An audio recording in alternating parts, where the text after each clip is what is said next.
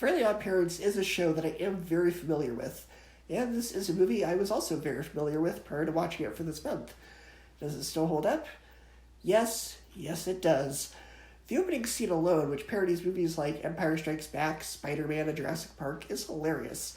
The movie even has a plotline that's an homage to Planet of the Apes. That section starts with a parody of the show's own theme song, and the ape puns in this section are pretty clever, which brings me to the second half, which is pretty repetitive of the first half.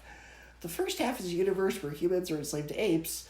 The second half is a universe where humans are enslaved to Timmy's teacher, Mr. Crocker. Now, one or the other of these plotlines would work on their own. Doing both of them felt redundant.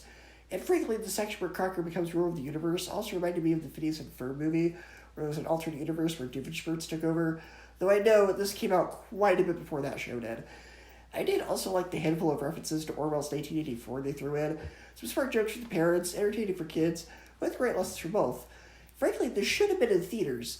Now, on its own, there's not enough material to justify a theatrical release, but maybe with a few rewrites, like getting rid of the Planet of the Apes plotline and just making Crocker the main villain, or maybe making Vicky the main villain too instead of the ape. And yes, I know there's a movie where Vicky is the villain, and we'll get to that when we get to that. This is pretty much the closest to a Fairly Oddparents movie we have, since this is one of the few 2000s Nicktoons that, for some reason, never got a big-budget theatrical movie. So we can only imagine what something like that could have been, but it looks like that will forever be wishful thinking. So, Fairly Oddparents Abra-Catastrophe gets an A-, 9 out of 10, and 4 out of 5 stars.